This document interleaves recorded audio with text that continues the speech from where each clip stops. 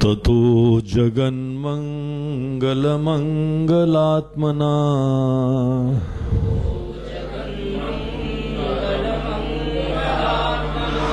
विधाय रामायणकीर्तिमुत्तमाम्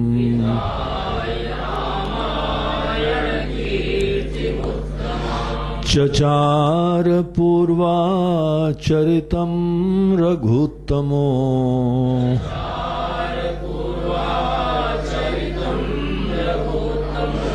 राजर्षिवर्यैरभिसेवितं यथा।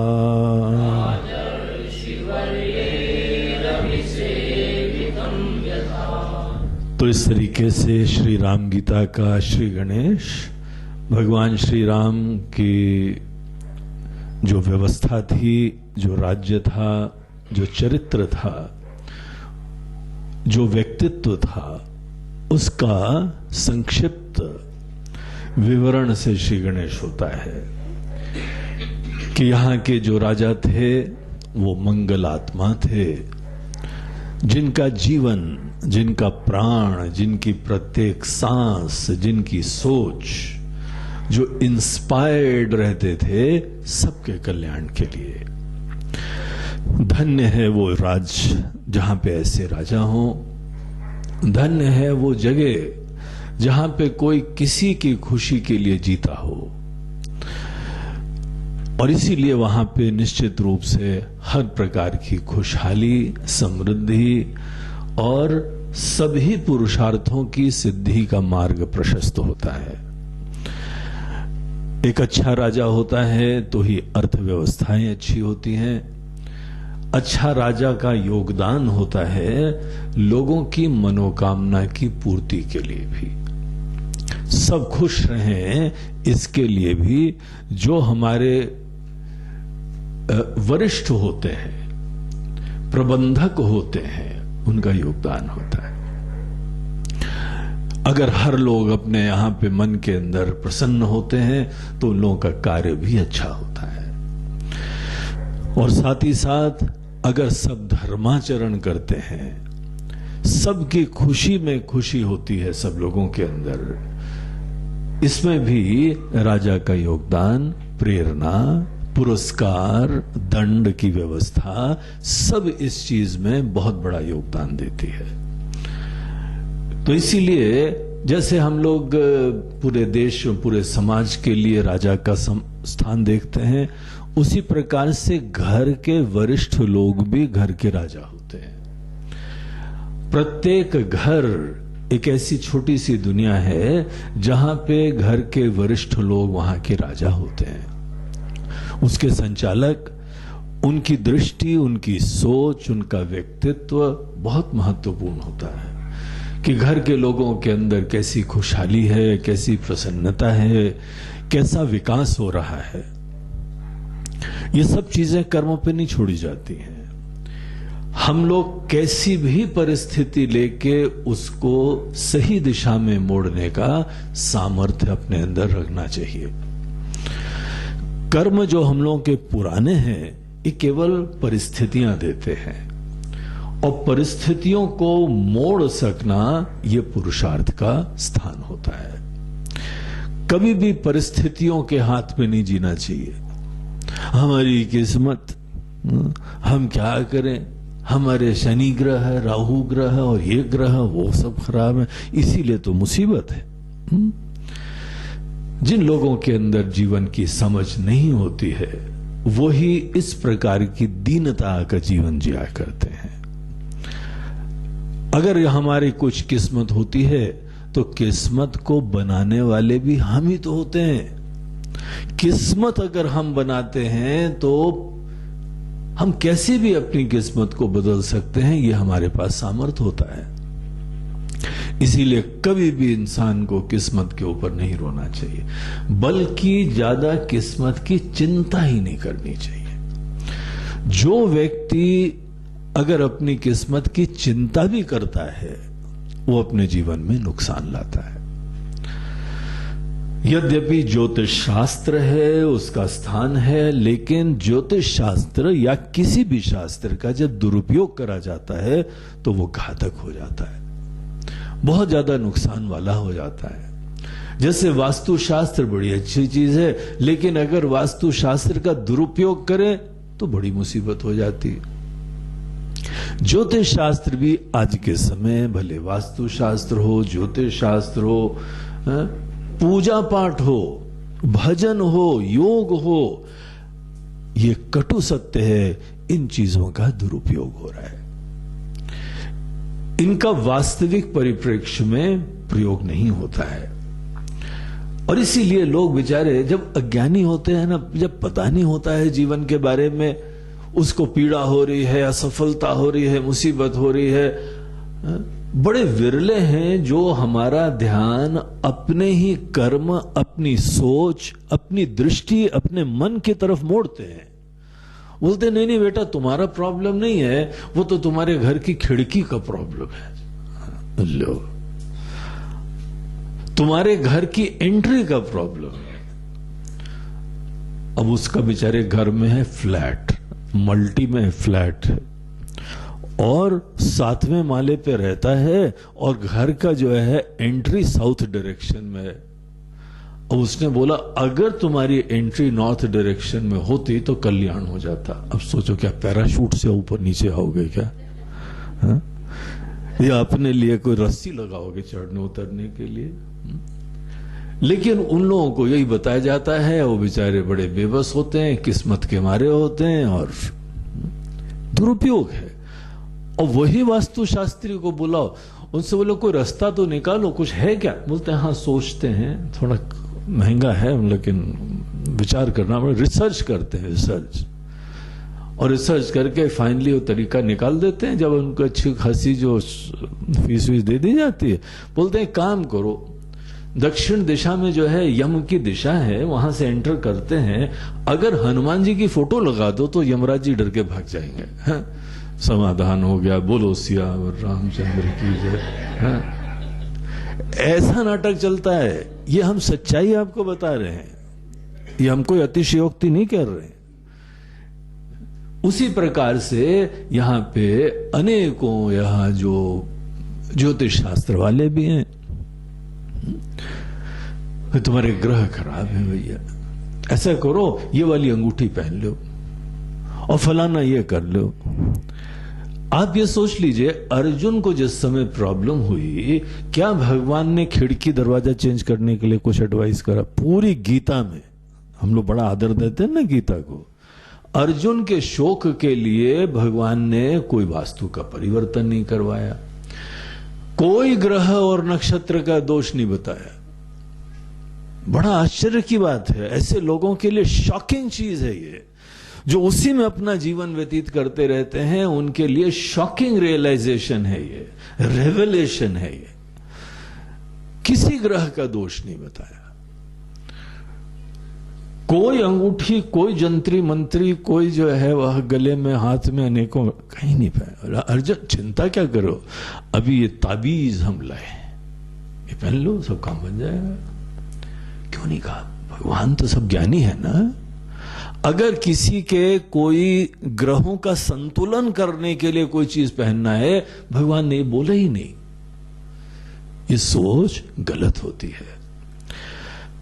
हमारे जब भी कोई परिस्थितियां, मुसीबत होती हैं, तो केवल हमारे कर्म से, हमारी सोच से होती है। पूरा हम लोग का सिद्धांत कर्म प्रधान होता है। हम अपने कर्मों से कुछ भी बदल सकते हैं, कर्मों से कुछ भी जो है वह बना सकते हैं, परिवर्तित कर सकते हैं, समाप्त कर सकते हैं। कर्मों में इतना बड़ा सामर्थ्य होता है। इसीलिए जो प्रबुद्ध व्यक्ति होता है उसको कोई चिंता नहीं होती। बोलते हैं ठीक है, एक परिस्थिति आई, हमने स्वीकार करा परिस्थिति को, अब हम मैनेज करेंगे इसको। हमारे जीवन में गरीबी है, कोई प्रॉब्लम नहीं है, हम इस गरीबी से अपना श्री गणेश करेंगे और जो हम चाहेंगे वो बना सकते हैं। ये कर्म का सिद्धांत है। तो कर्म का सिद्धांत के दो पहलू हैं। एक कर्म का सिद्धांत का यह भी पहलू होता है कि तुम्हारे पूर्व के कर्मों के वजह से वर्तमान प्राप्त होता है। इसीलिए जो भी हमारी परिस्थिति है उसमें किसी को दोषारोपण मत करो, सीधा इसे स्वीकार करो कि तुम्हारे कर्म थे, कुछ ना कुछ कर्म थे, हमको पता भी नहीं होंगे क्या कर्म थे, लेकिन डोंट पास ऑन दी बक। किसी को तुमको जो है वह उंगली उठाने की चिंता भी नहीं करनी चाहिए, न भगवान, न देवता, न कर्म, न लोक, कुछ भी नहीं। केवल हमारे ही द्वारा कुछ ना कुछ जाने अनजाने कुछ ऐसे हुआ होगा, ये परिस्थिति है, विनम्रता से स्वीकार करो। ये एक पहलू है कर्म के सिद्धांत का। और जिस समय हम कभी भी किसी परिस्थिति के लिए अपने आप को रिस्पॉन्सिबल बताते हैं, इसका दूसरा पहलू क्या है? हम कुछ भी परिवर्तित कर सकते हैं। अगर हम ये बना सकते हैं तो हम कुछ भी बना सकते हैं। आज का वर्तमान हमारे भूतकाल की वजह से आया है और हमारा भविष्य हमारे वर्तमान के कर्मों से आएगा। इसीलिए कभी चिंता नहीं करनी चाहिए। बस हमको वास्तविक ठीक कर्म, ठीक मन, ये सब चीजों की विद्या सीखने की जरूरत होती है। कितनी इतिहास पूरे जो हैं वह भरे पड़े हुए हैं। हम लोगों को आज भी अनेकों दृष्टांत विद्यमान हैं। कोई आदमी गरीबी से प्रारंभ करता है और कितनी ऊंचाई तक पहुंच जाता है। कोई बहुत ही पढ़ा लिखा हो जाता है। कितने सारे दृष्टांत हैं। समर्थ हो जाता है, पैसे वाला हो जाता है, ज्ञानवान हो जाता है, वैज्ञानिक बन जाता है, बड़ा नेता बन जाता है, और बहुत ही हम्बल बिगिनिंग्स थी उसकी। उसमें आदमी एक ओवर सिंप्लीफाई जब करने लगता है ना, और दरअसल कर्म की बात है भैया, हे भैया, केवल कर्म का खेल है। कर्म का खेल मतलब क्या है? पुराने कर्म खा रहा है। बहुत घातक है ऐसी सोच। इसीलिए कभी भी जो है वह पुरानी चिंता मत करो। ये चुनौती कि तुम इस समय क्या कर सकते हो। ठीक प्रबंधन से आदमी जीवन में अपने सब परिस्थितियों को हैंडल कर सकता है। और केवल बाहर ही नहीं, वास्तविक जो है हमारी चुनौतियां बाहर की परिस्थिति को मैनेज करना नहीं होता है। ज्यादा बड़ी चुनौती होती अपने मन को मैनेज करना। हमारा मन सदैव सुंदर, इंस्पायर्ड, हम्बल बना रहे, यह ज्यादा इंपॉर्टेंट होता है। बाहर तो चीजें आती हैं, चली जाती हैं, कौन टिकाऊ चीज है? तुम्हारा मन सदैव सुंदर बना रहे, बड़ा प्यारा सा बना रहे, विनम्र बना रहे, प्रेरित बना रहे, यह खजाना है असली। बाहर तो कुछ भी, जो लोग आ जाते हैं, कई बार हम जानते हैं कुछ परिस्थितियां हैं, उनकी मजबूरियां आ गए। आदर मिल गया, किससे आदर मिला? जो अपना भी आदर नहीं कर सकता वो हमको थोड़ी देर आदर दे रहा है। ऐसे आदर के हम क्या स्थायित्व के बारे में विचार कर सकते हैं? क्षणिक है वो, नश्वर है वो। और वही लोग आज आदर करेंगे, कल आके जो है वो अनादर कर देंगे।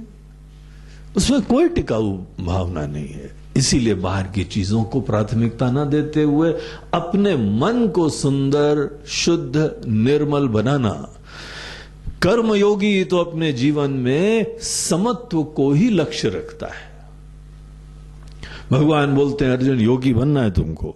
और योगी बनने का मतलब क्या है पता है? सफलता या विफलता जो जीवन में दोनों तुमको आने वाली हैं। कभी भी मत समझो कि तुम इस दुनिया में कभी तुमको सफलता या सफलता नहीं मिलेगी, अवश्य मिलेगी।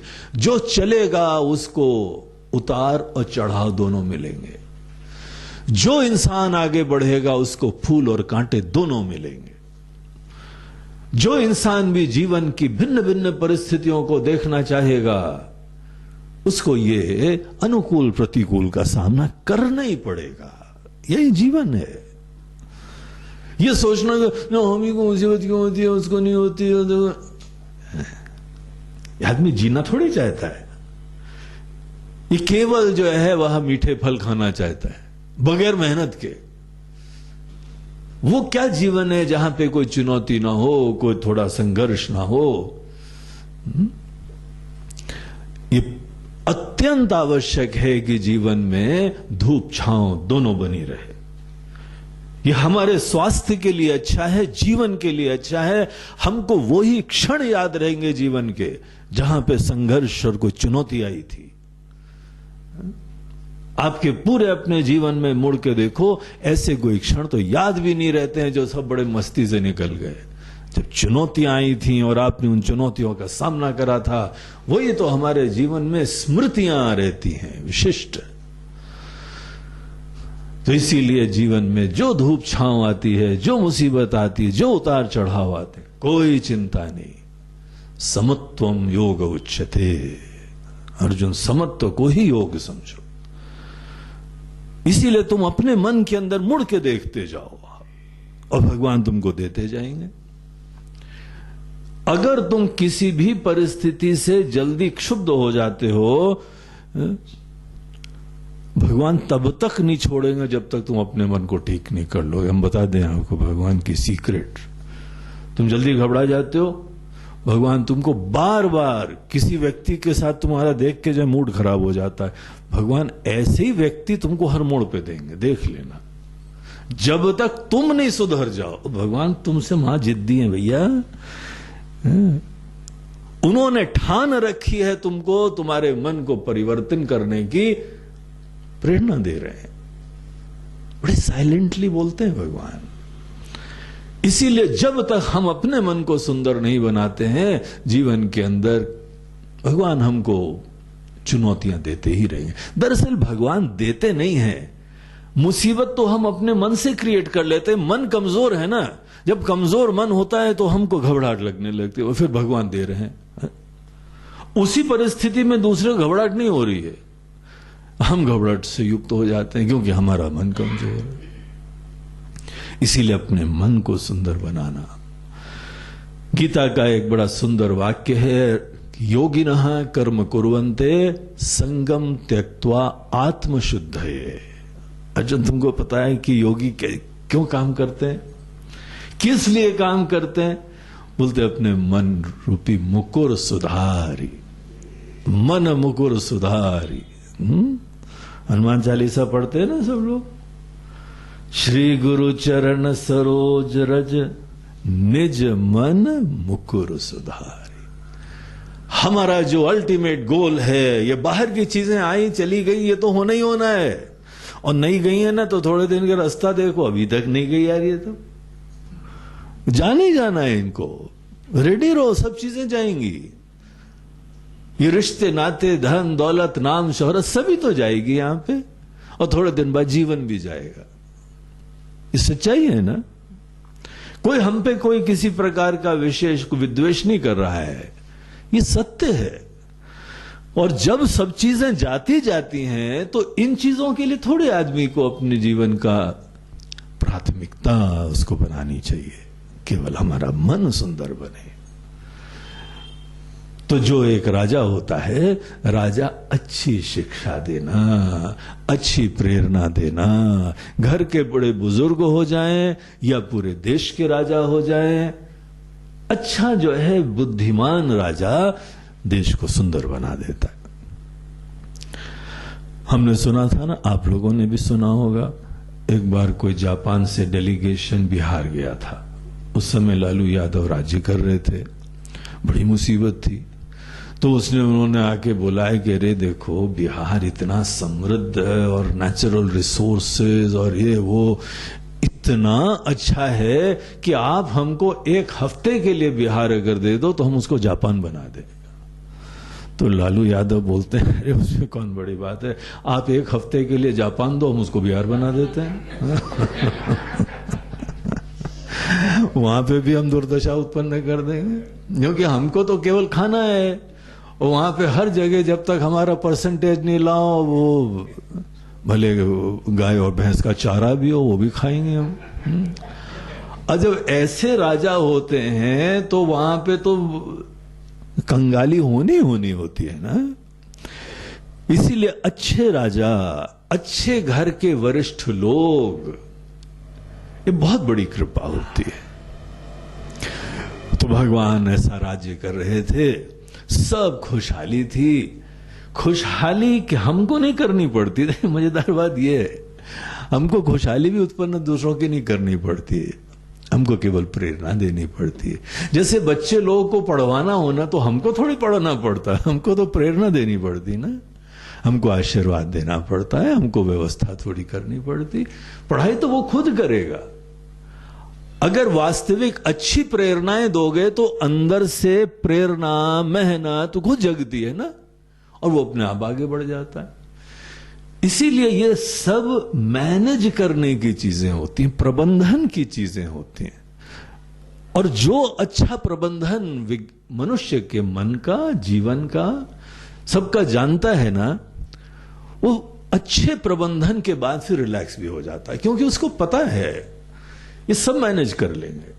हमने उसको प्रेरणा, शिक्षा ही ऐसी दी है। हमको हनुमान जी के बारे में, जैसे राम जी को सब बहुत विश्वास है, सबको विश्वास है ये लंका भी जाएंगे, वहां से भी विजयी होके लौटने वाले हैं, इतना विश्वास है। तो वहां पे जो रीछ राज जी हैं, कैसी शिक्षा देते हैं, देखो तुम्हारा तो जन्म ही हुआ है हनुमान जी ऐसे काम के लिए, हा? और ऐसा आदमी को बल देना, प्रेरणा देना, शिक्षा देना। हनुमान जी के वापस आने के बाद पूरी लंका थर थर कांप रही थी। अगर एक वानर ऐसा है तो पूरी सेना कैसी होगी। ये राम, और फिर राम जी कैसे होंगे भैया। वहां की चर्चाएं चलती थी, वहां रात को महिलाएं बैठ के जो है वहां विचार करा करती थी, अगर एक वानर ऐसा आतंक कर सकता है। गर्भ गिर रहे थे महिलाओं की, सोच सोच के डर के मारे सिद्ध दशा हो गई थी। ये आत्मबल, उत्साह, ये अच्छी जो है वह शिक्षा का ये लक्षण है। इसीलिए जब अच्छा कोई काम करता है ना तो पूछा जाता है, भैया तुम्हारे गुरु कौन है, किसने तुमको शिक्षा दी, तुम्हारे माता पिता कौन है। शिक्षा वही देते हैं ना शुरुआत से। ये सब शिक्षा से ही क्रांति हुआ करती है, शिक्षा से ही परिवर्तन हुआ करते हैं, शिक्षा से ही जीवन में सब कुछ मूल सब। इसीलिए ज्ञान को तो आदर देते हैं लोग। तो भगवान राम अच्छी शिक्षा, प्रेरणा से इतना बढ़िया राज्य चला रहे थे कि उनको यहां पे जो है रघुत्तम बोलते हैं।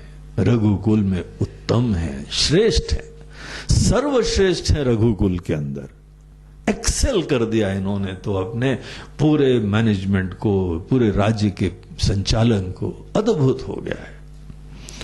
तो ऐसा सब चल रहा था। और उनको देखो, जिस समय अपने भाई छोटे भ्राता के साथ बैठते थे उस समय भी जीवन की बढ़िया बढ़िया शिक्षा दिया करते थे। तो उसका एक यहां देखिए अगला श्लोक है कि कैसी वो बातें उनसे करा करते थे। दूसरा श्लोक पढ़ते हैं। सौमित्रिना पृष्ट उदार बुद्धिना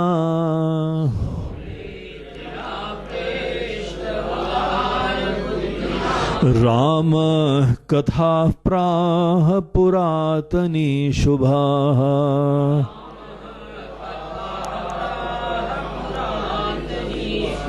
राज्ञः प्रमत्तस्य नृगस्य शापतो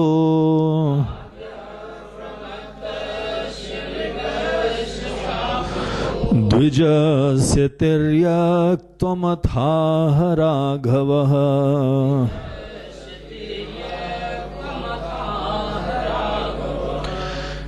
तो लक्ष्मण जी की कुछ शंकाएं होती थीं, प्रश्न होते थे, जीवन के रहस्यों को समझने के लिए वो भगवान से विचार विमर्श करा करते थे।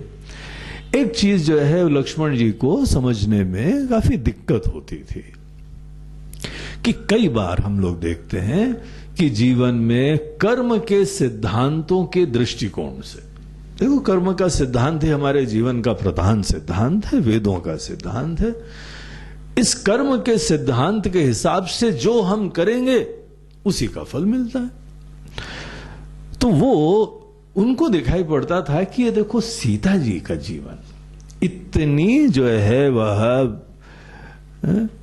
सुंदर भाव, मूल्य, ज्ञान, सेवा, समर्पण, श्रद्धा, सब चीजें इतनी बढ़िया थी सीता जी में कि एक आदर्श जो है वह पुत्री, एक आदर्श पत्नी, सब दृष्टिकोण से वो अच्छे कर्म थे।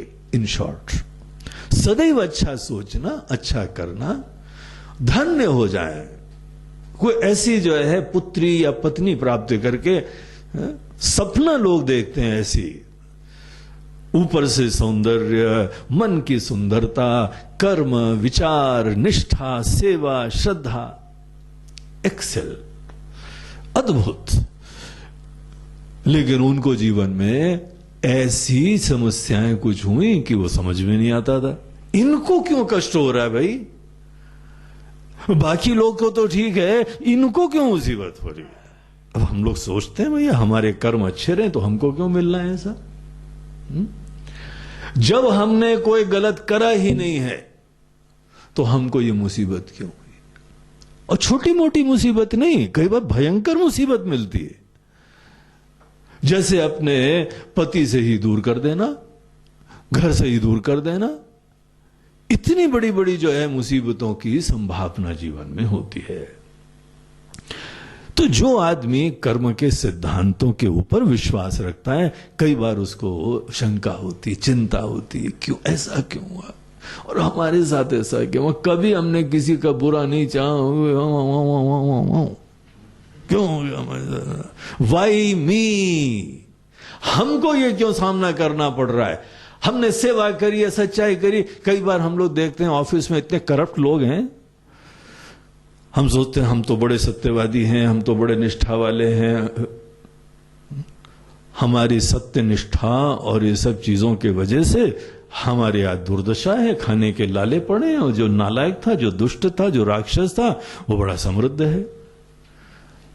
जिस इंसान ने अच्छे कर्म नहीं करे हैं उसके जीवन में खुशहाली देख रहे हैं हम, और जो आदमी अच्छे कर्म कर रहा है उसके जीवन मुसीबत देख रहे हैं, और ऐसी ऐसी उसको चीजों का सामना करना पड़ रहा है जो उसने कभी करे ही नहीं, जो सोचा ही नहीं, वो डिजर्व ही नहीं कर रहा है। ये शंका हर इंसान को आती है। तो जीवन का रहस्य राम जी उनको समझाते थे। बोलते हैं देखो लक्ष्मण, कर्म यद्यपि हम अपने ही सोच से, कर्मों से बहुत कुछ बदलते हैं, लेकिन एक सिद्धांत तुमने सदैव सुना है ना कि फल कभी भी इंसान के हाथ में नहीं होता है। तुम यद्यपि जो फल प्राप्त करते हो इसमें तुम्हारा बहुत बड़ा योगदान है, लेकिन केवल तुम्हारे योगदान से नहीं होता है कि अनसीन फैक्टर्स होते हैं, अदृष्ट चीजें होती जो तुम नहीं देख पा रहे हो, उनसे भी तुमको फल की प्राप्ति में योगदान होता है। अब जैसे किसी इंसान ने भोजन खाया, अब हमको पता है हम अच्छी सब्जी लाए, अच्छा भोजन पानी लाए, अच्छा तेल लाए और सब करा, आपको पता है क्या आप सब्जी में ऐसी चीज खा रहे हैं जो कि कैंसरस है, पेस्टिसाइड इंसेक्टिसाइड खा रहे हैं और हम मर रहे हैं। हमारे साथ ऐसा क्यों हो रहा है। बहुत सारी चीजें जो हमको नहीं पता लगती, अनजाने में चीजें हो जाती है। हम गाड़ी से निकल रहे हैं और पता लगा धुआं खा के हमारे फेफड़े खराब हो रहे हैं, उसमें आपका कोई कॉन्शियस आपका दोष नहीं है, आप कॉन्शियसली कोई दोष नहीं कर रहे हैं, लेकिन ऐसे फैक्टर्स होते हैं ना जीवन में जो हमको नहीं पता है। बहुत सारी ऐसी चीजें होती हैं जो हमको नहीं पता है। इसीलिए कर्म में हम लोग को एक बहुत महत्वपूर्ण चीज ध्यान रखनी चाहिए, फल जो भी आता है ईश्वर की इच्छा से स्वीकार करो और उसको फेस करो, क्योंकि कर्म में प्रधानता प्रत्येक चुनौती को सामना करने की है, फल की नहीं होती है। फल सदैव ईश्वर इच्छा समझो, और यह समझो कि जो भी ईश्वर इच्छा है तुम्हारे अच्छे कर्म के उपरांत, वो भगवान ने तुम्हारे हित के लिए सोचा है। देयरफॉर फेस करो। देखो ये जो संदेश होता है, इसमें क्या मतलब होता है कि जीवन का ये यथार्थ है उतार चढ़ाव, फूल और कांटे, ये घाटियां। सदैव तुमको अगर जीवन में चलना है तो उतार चढ़ाव मिलेंगे। और तुम्हारी विशिष्टता इसमें नहीं है कि तुमको कोई मुसीबत नहीं मिलती है।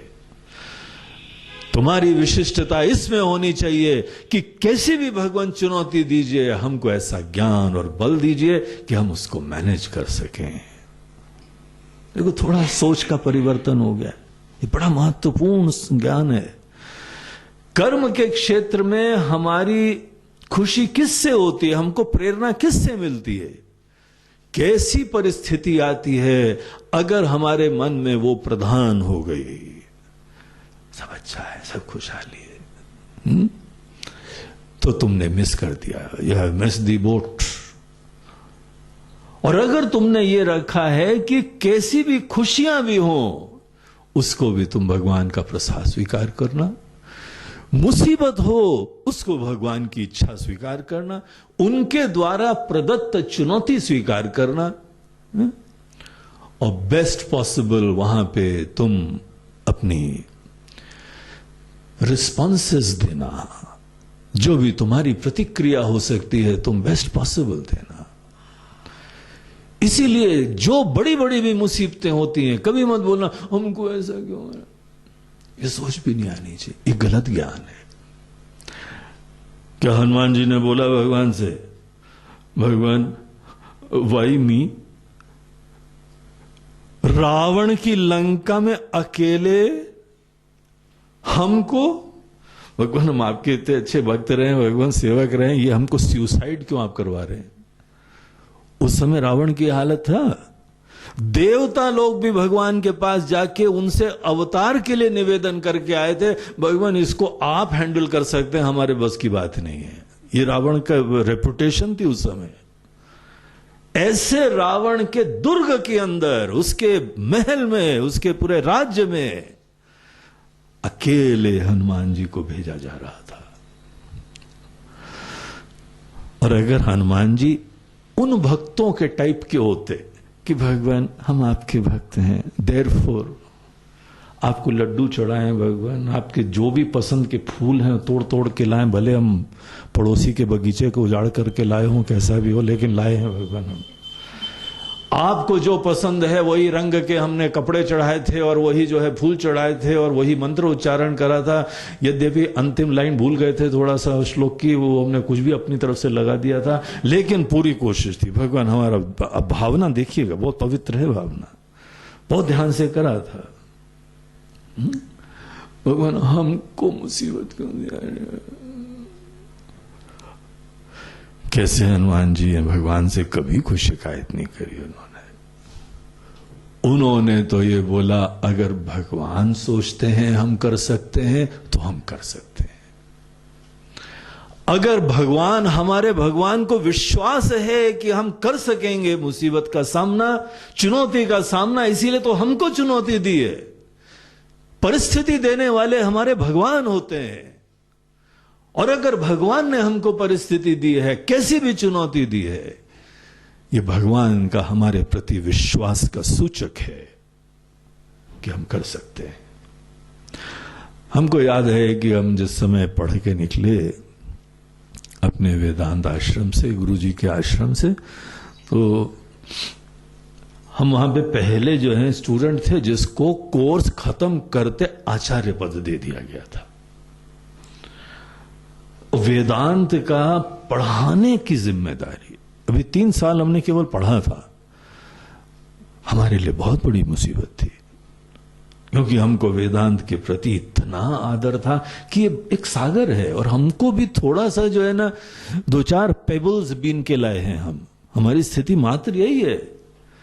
और हमारे ऊपर हमारे गुरुजी बोल रहे हैं, हाँ तुमको हम हिमाचल में आश्रम बनाया है, वहां अगले आचार्य की तरह तुमको जाना है।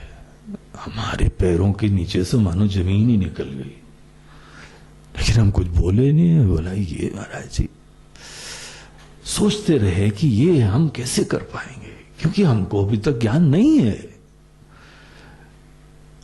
लेकिन हमारा भी समाधान इसी सिद्धांत से हुआ, अगर हमारे गुरुदेव सोचते हम कर सकते हैं तो हम काहे पूरा जो है यह रंग में भंग करें सोच कर कि हम नहीं कर सकते। महाराज जी आपको पता नहीं है, महाराज जी हम नहीं कर सकते। हम अपने गुरु को कैसे बोल सकते हैं?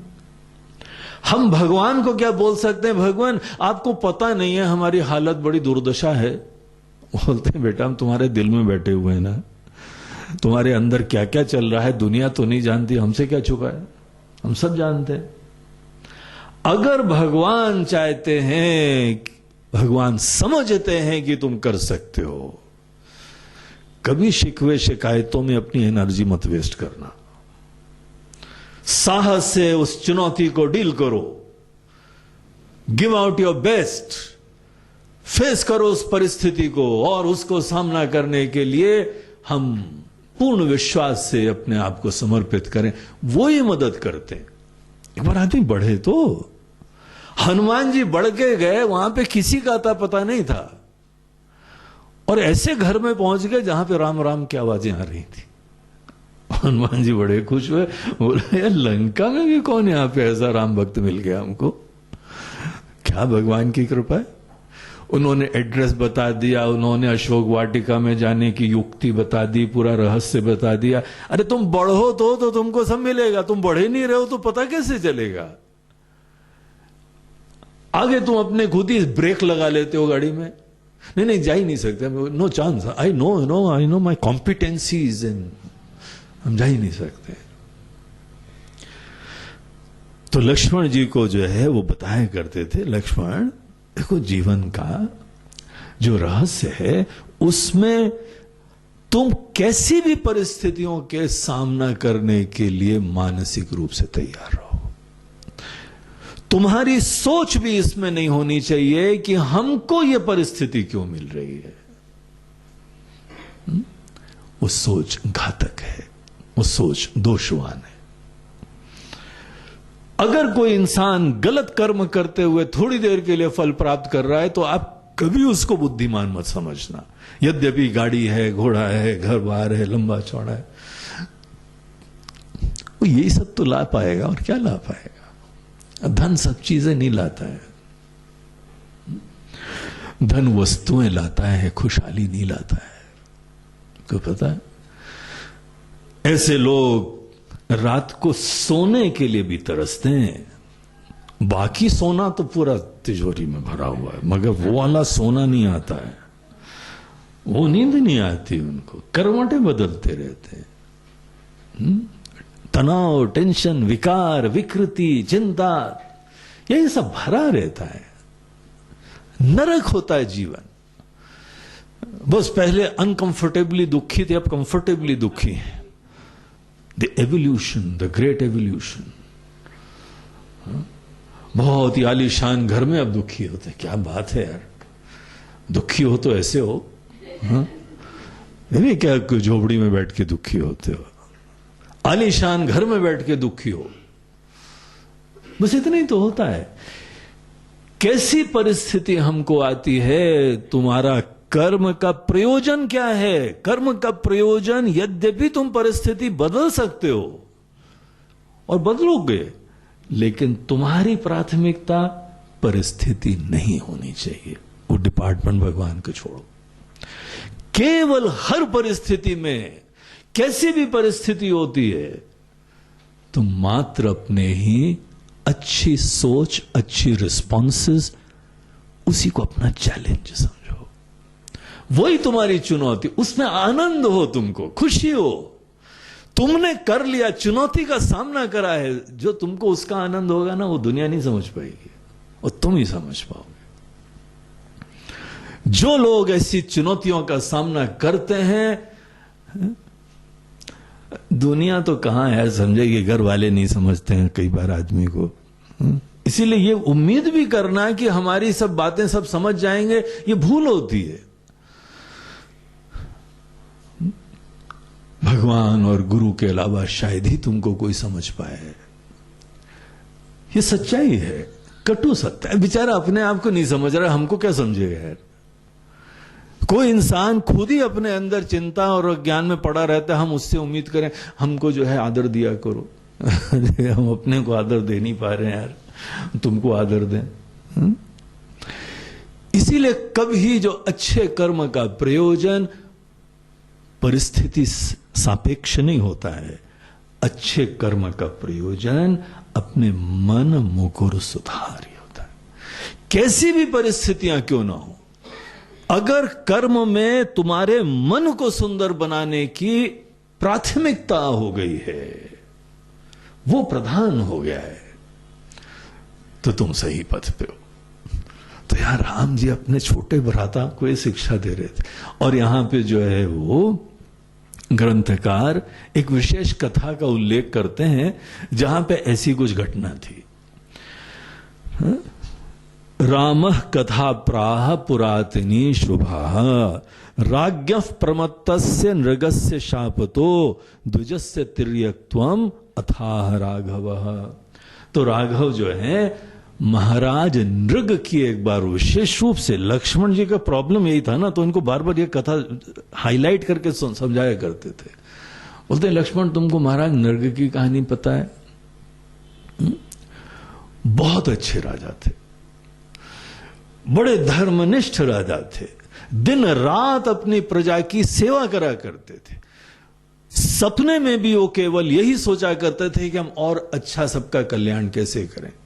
बहुत आदर देते थे ब्राह्मणों को। ब्राह्मण मतलब जो हमारे देश के ज्ञानी वर्ग होते हैं, जो ब्रेन बैंक होता है, वो ब्राह्मण होता है। थिंक टैंक, आजकल जो विदेशी नाम है ना, थिंक टैंक, ब्रेन बैंक, वो हम लोग बोलते थे ब्राह्मण। बुद्धिमान वर्ग जो भी था, जो सोच उत्पन्न करता है, जो शिक्षा देता है, तो बहुत आदर करते। जिस जगह ज्ञानियों का आदर होता हो, जिस जगह अच्छा राज्य खुशहाली लाई जाती, वहीं कल्याण होता है। तो बहुत अच्छे, जो भी ज्ञान के क्षेत्र में भले स्टूडेंट होता था उसको एनकरेज करते थे, जो बहुत ज्ञानवान है उसको आदर देते थे, व्यवस्था देते थे। तो ऐसे महाराज नृग का राज्य था। एक बार जो है वो ब्राह्मणों को दान दे रहे थे गौ का। उस समय गौ ही वहां पे करेंसी थी, उसी से लोगों को उनके जीवन को खुशहाल करने के लिए गौ दान देते थे, और आदान प्रदान उसी का हुआ करता था। तो किसी को उन्होंने गौ का दान दिया। अब गाय का किसी ब्राह्मण को दान दिया, और काफी गाय उनको दी गई थी। उनमें से एक गाय घूमती फिरती उस झुंड से निकल के वापस राजा के महल में पहुंच गई। उसमें वो चिन्हित थी, उस गाय के ऊपर चिन्ह था कि ये गाय दी जा चुकी है। तो गाय वापस पहुंच गई। अब इसने जाके वहां अपने घर में देखा दाखा गिना और पता लगा गाय कम है। और पड़ोस में कोई दूसरा गाय लेके आया, उसको वही चिन्ह वाली गाय दे दी गई। तो बोला तुम्हारे पास यार कहां से आई ये गाय? बोला हमको कल ही तो राजा ने दी है। अब तो इनका गुस्सा है, दुर्वासा ही टाइप थे। पहुंच गए महाराज के पास। बोलता है अच्छा महाराज ऐसा नाटक चलता है, एक ब्राह्मण के साथ ऐसा मजाक चलता है, दान दी हुई चीज आप वापस ले लेते हो, और वो एक बार दान करा, दान का नाटक कर लिया, दान के जो है वो दंभत्व कर लिया, दिखावा कर लिया, और वही दान आपने जो है वापस ले लिया, और वो दूसरे को दान दे रहे हो। क्या वो सर्कुलेट कर रहे हो क्या गाय को आप? आपने जो है इस प्रकार से, जो दोष राजा का नहीं था, कोई इंटेंशन नहीं था, गाय वापस आ गई तो राजा क्या करे भैया? राजा ने कोई रिमोट कंट्रोल थोड़ी रखा है गाय के पास, उसको वापस ले आओ। एक व्यक्ति कोई कुत्ता खरीदने गया, तो कुत्ता जो खरीद रहा था तो उससे बोला क्यों भाई ये वफादार तो है ना? बोलते अरे बड़ा वफादार है, 25 बार बेच चुका हूं इसी को मैं। फिर वापस आ जाता है हमारे पास। अभी वो कुत्ता वापस आ जाता है, बार बार आके वो वही उसी को बेचता रहता है। यहां तो वो ट्रेनिंग दे सकता है। जो सैकड़ों गाय दान में देता रहता है सदैव, उसका कोई इंटेंशन या कैलकुलेशन होगा कि उसने कुछ गड़बड़ करा है, ये तो हम लोग सोच भी नहीं सकते। सब महाराज नृग की वंदना करते थे, ऐसे महाराज होने के अहोभाग्य समझते थे, लेकिन वो गाय घूम के वापस आ गई। महाराज क्या करें भाई? और लोग एक गाय देते हो तो ठीक है, वो तो सतत सैकड़ों गायों का दान देते रहते थे। लेकिन किसी नासमझ व्यक्ति की मन के अंतर्गत जो आक्रोश है, जो क्रोध है, जो अप्रसन्नता थी, वो ऐसी निकली कि उन्होंने राजा को श्राप दे दिया। बोले, जो आदमी दिए हुए दान को या तो संकल्प को पूरा नहीं करता है, और संकल्प को अगर पूरा करने के बाद वो वापस ले लेता है, तो वो अगले जीवन में गिरगिटान बने। तिर्यकत्वम, तिर्यक बोलते हैं जो हॉरिजॉन्टली चलते हैं ना, उसको संस्कृत में तिर्यक बोलते हैं। तो सांप है और छिपकली है, गिरगिटान है, इस टाइप के योनियों को तिर्यक योनि बोलते हैं। तो उन्होंने गुस्से के मारे श्राप दे दिया है कि हे राजा, तुम जाओ, तिर्यक योनि को प्राप्त हो। तुमने एक ब्राह्मण के साथ मजाक करा है। अब देखो, ये पहले के ब्राह्मण लोगों का श्राप भी काफी तगड़ा होता था, क्योंकि वो उसमें भी तपस्विता होती है। और केवल तब श्राप आदमी का अच्छा हो सकता है जब आशीर्वाद अच्छा होता है। आपको पता है, आशीर्वाद भी प्रभावी होता है और उनका गुस्सा भी प्रभावी होता है। ये दरअसल मन का सूचक होता है, दृढ़ता का, सच्चाई का, सत्य संकल्पता का। तो ऐसे विद्वान थे वो कोई, और महाराज को जो है तिर्यक योनि प्राप्त हुई। महाराज नृग जो है अगले जीवन में वो कहीं पे जो है किसी कुएं में गिरगिटान बन के पड़े हुए थे। फिर बाद में उनका मुक्ति हुई। अब ये कहानी जो है ना, भगवान राम लक्ष्मण जी को कई बार सुनाते थे। उसने, लक्ष्मण समझ रहे हो इस बात को कि नहीं समझ रहे हो? ये बड़ी इंपॉर्टेंट कहानी है तुम्हारे लिए, तुमको अच्छी तरह समझनी है। ये बड़ा मुश्किल होता था कई बार। हम लोग को कितनी बार लोग कर्म का सिद्धांत बताते हैं, बोलते नहीं महाराज जी वो तो ठीक है, लेकिन उसको देखो, उस आदमी को, उस नालायक, उस राक्षस आदमी को, हा? उसका क्यों कल्याण हो रहा है और ऐसा हो रहा है। ये बात समझना बड़ा महत्वपूर्ण होता है कि कर्म में कई बार हमको फल समझ में आ जाता है कि आपके कर्मों से फल जुड़ा है। कई बार आपको नहीं दिखाई पड़ेगा कि कौन से आपके कर्म है जिससे आपको फल मिल रहा है। फल जो भी आता है, हम अपनी छोटी बुद्धि से, अपने एग्जिस्टिंग नॉलेज रिसोर्स से हम कई बार समझ नहीं सकते हैं। इस बात को स्वीकार करो।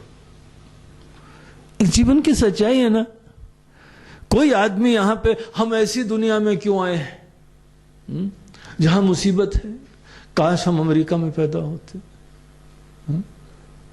अमेरिका वाले भले बोलते हो काश हम हिंदुस्तान में पैदा होते, वो अलग प्रॉब्लम है, वो उनका अपना प्रॉब्लम है। उनको भी महाराज नृग की कहानी सुनानी चाहिए, हमको भी महाराज नृग की कहानी सुनानी चाहिए। हम जो भी जीवन की परिस्थिति है उसको ईश्वर की इच्छा, ईश्वर का प्रसाद नहीं देख रहे हैं।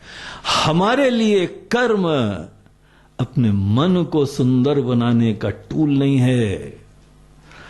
हम कर्म केवल बाहर की व्यवस्था प्राप्त करने के लिए करते हैं। ये दोष है, ये सोच का विकृति है, नासमझी है।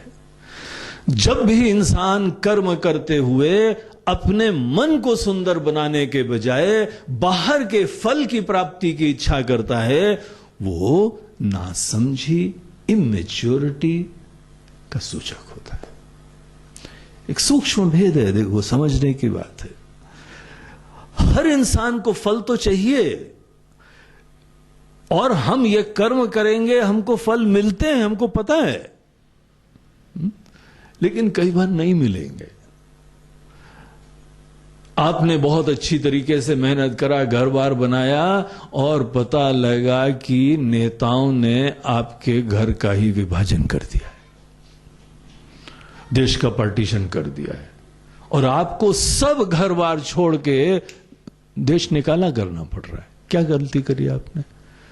आपने अपने छोटे छोटे कर्मों से, आपने तो कोई दोष नहीं करा, लेकिन जीवन का यथार्थ है ना, जिस जगह आपने मेहनत से घर बनाया है उसी जगह से हमारे म्युनिसिपैलिटी सोचती है कि रोड बनानी।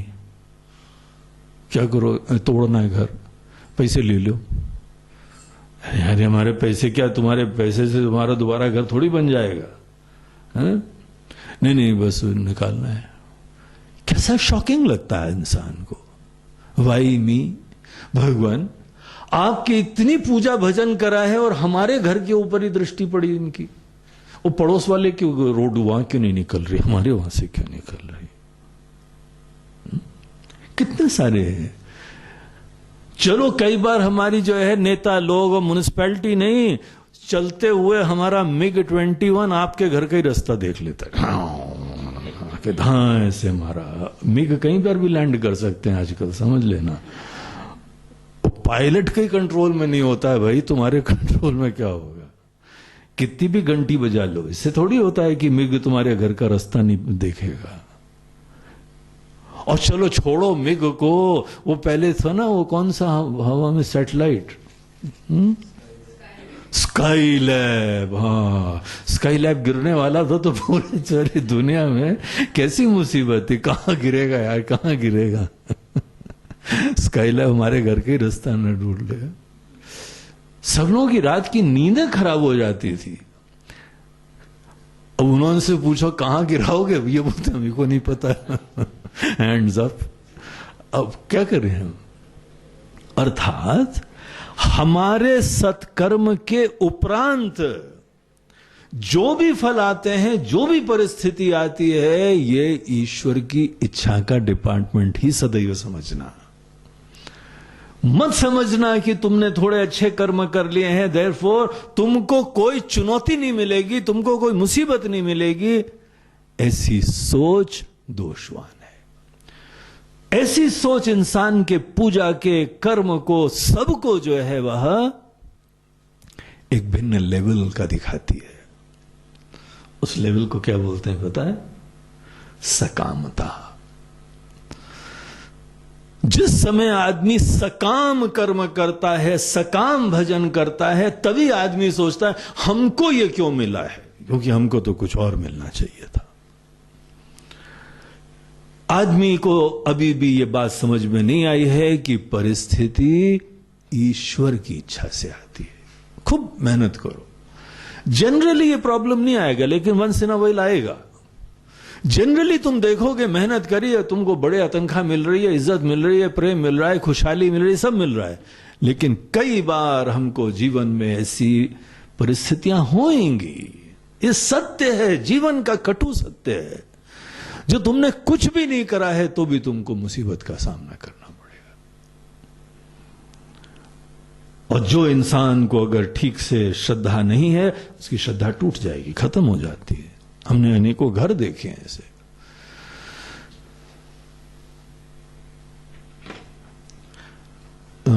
ये जरा स्विच ऑन कर दो जना, एक लाल वाला, ग्रीन। अंदर गर्मी हो गई है थोड़ी।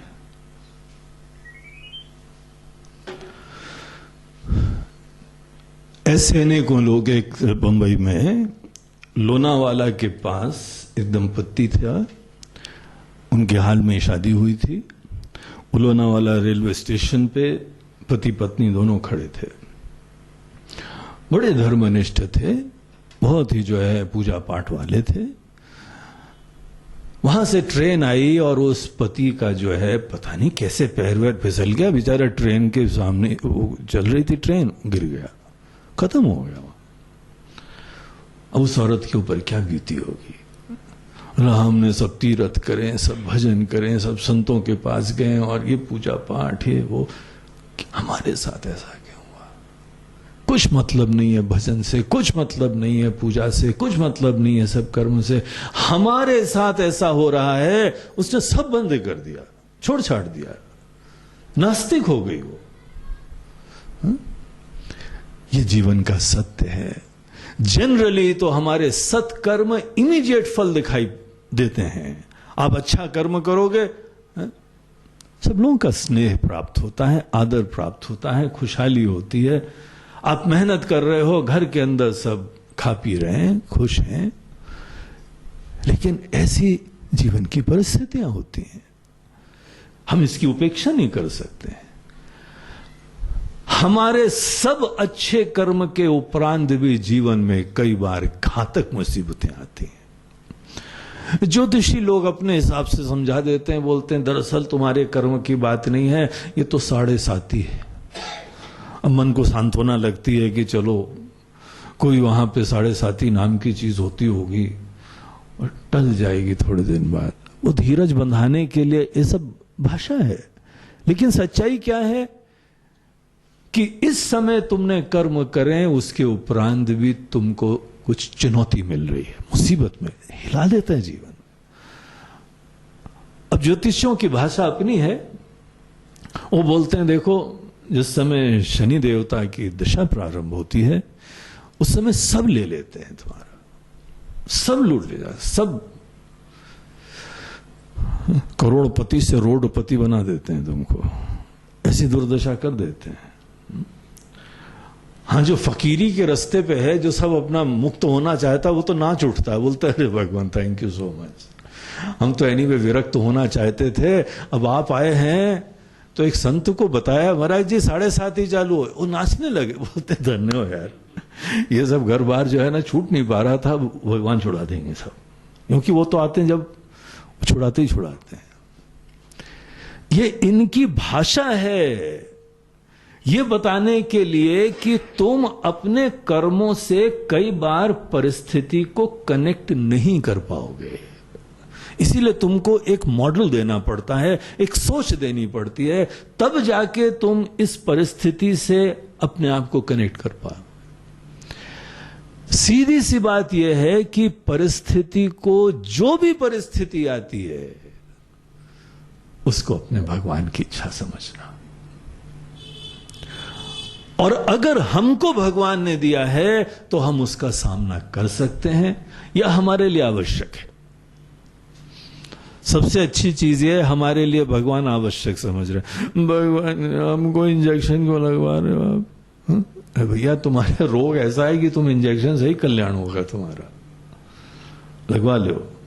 नहीं भगवान उसको किनारे वाले को तो सिरप मीठा वाला मिल रहा है और हमको इंजेक्शन मिल रहा है, ऐसा भेदभाव क्यों करते हैं? और हम सदैव आपको लड्डू चढ़ाने वाले, याद है आपको? हमको ऐसा क्यों मिल रहा है? बोलते भाई तुम्हारा रोग ऐसा है, तुम्हारा हित इसमें है, तुमको पता नहीं है। तुम अपनी छोटी बुद्धि से समझते हो कि तुम्हारा ये काम बन जाए उसमें हित होता है, तुम्हारी ना समझिए। हम जानते हैं हित तुम्हारा कैसे होता है, इसीलिए हम पे विश्वास रखो, जो भी हम परिस्थिति देते हैं उससे तुम्हारा कल्याण होगा।